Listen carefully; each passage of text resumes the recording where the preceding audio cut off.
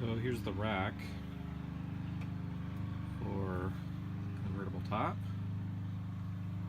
So I fully extended it. And you have to fully extend it so that these brackets here come down, and you can anchor them down into the car. I've noticed, you can see here there's a screw missing here. It should pop in onto the side, so I'm going to have to fix that, but I should be able to fix that after I anchor it into the car. So that's not a big problem. One of the truisms of my life in computer technician life is that whenever there are exposed sharp edges to be found, I will find them and I will cut myself. So beware when you are bringing in the rack of that little chrome edge there,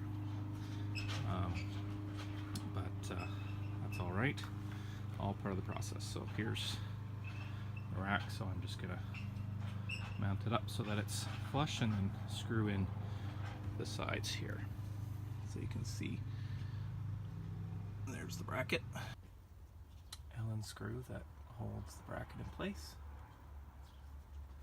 and I've left it screwed out here a little bit so that you can see the size of it.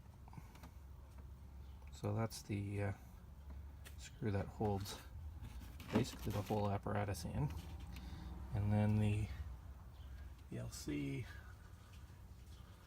along the bottom of the frame below the window there 2-3 screw holes, and I believe those are for these flaps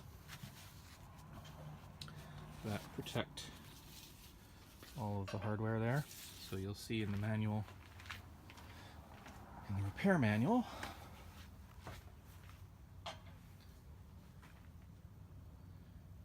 it has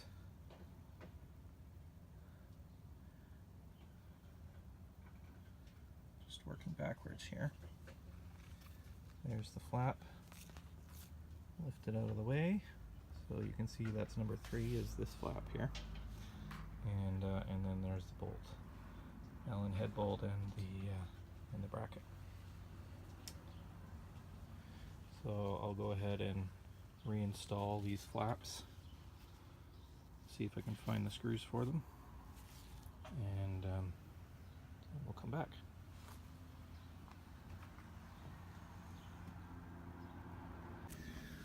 Something worth noting here, there's a tube right here that goes down into a hole there. So that's just a drip tube, so just be aware of that and make sure it goes into its little run there. I'm wondering about this outlet here, which is obviously an outlet for the window frame. I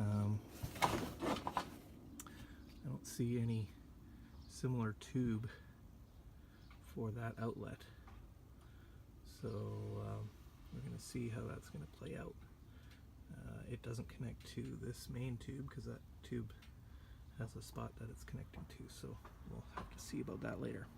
So the next step here is to replace the anchor bar, and there's the rear anchor bar. So I'm going to put the right anchor bar back on. That's this guy here, right after I do the flaps. Alright, and he's going to go into those 3 holes, so I have 2 of them threaded in there just so I don't forget them. I don't have all of the screws, it appears. I have 3 and I need 6, so I'm going to keep looking, but I just got to kind of go with what I have. So the rear anchor bar on the side there, it just fits in. Tension. That just pops out. So I only have the one screw for it, fortunately it seems. So there's the screw that I do have. So I'm going to need to find hardware for the other 4 anchor points. It's fully retracted, but that's it so far. So I'm just going to put on the molding there. So the last job is to put in the side panels. Again, I don't have the hardware, it appears, to actually fasten them in, so I've just put them in by hand, but here they are.